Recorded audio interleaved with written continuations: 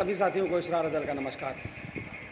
साथियों, आज हम भारतीय दंड संहिता की धारा 415 से लेकर 420 के बारे में आपसे बातचीत करेंगे।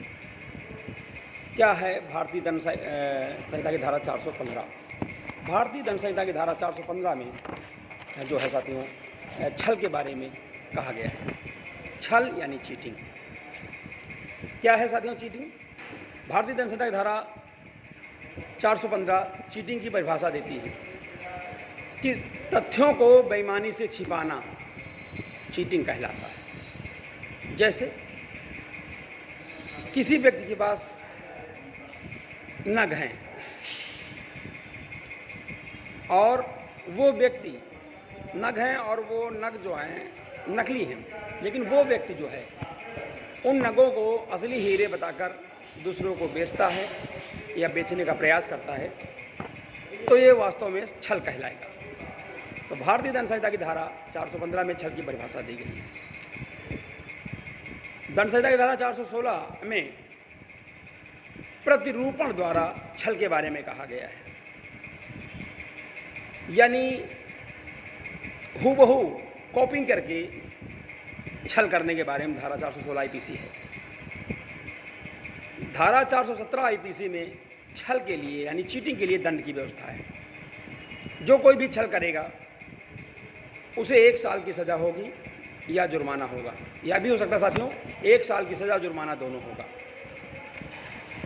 अब आते हैं साथियों भारतीय दंड संहिता की धारा 418 पर। क्या है? सदोष हानि पहुंचाने के लिए जो छल किया जाए उसमें 418 आईपीसी एप्लीकेबल होती है। सदोष हानि पहुंचाने के लिए कि उसका नुकसान हो जाए, उसका बिजनेस बर्बाद हो जाए। धारा 418 आईपीसी का अपराध होने पर जो भी छल से संबंधित है, इसमें 3 साल की सज़ा का प्रावधान है और जुर्माने का प्रावधान है। अब आते हैं साथियों भारतीय दंड संहिता की धारा 419 पर। अक्सर आप लोगों ने गांव घर कहीं पर भी कहते सुना होगा कि 419, 420, 419, 420। तो साथियों 419 क्या है? भारतीय दंड संहिता की धारा 419 में कहा गया है प्रतिरूपण के लिए दंड के बारे में है, 3 साल की सज़ा और जुर्माना है। भारतीय दंड संहिता की धारा 420, अक्सर आपने सुना होगा 420 सी किया है, 420 सी किया, मतलब वही चीटिंग किया है। तो चीटिंग क्या है? जब किसी मूल्यवान संपत्ति को तथ्य छिपाकर किसी को बेच दी जाए या किसी से खरीद लिया जाए। छल करके, चीटिंग करके, तथ्यों को छिपा करके मूल्यवान संपत्ति को खरीदा या बेचा जाए, तब धारा 420 का अपराध बनता है। भारतीय दंड संहिता की धारा 420 में छल के लिए दंड का प्रावधान है। जब मूल्यवान संपत्ति को चोरी से खरीदा बेचा जाए, तथ्यों को छिपाकर खरीदा या बेचा जाए, तो धारा 420 का अपराध बनेगा साथियों। और धारा 420 के अपराध में साथियों 7 साल की सज़ा का प्रावधान है और जुर्माने का प्रावधान है। तो साथियों आज आपने भारतीय दंड संहिता की धारा 415 से लेकर के 420 के बारे में जाना।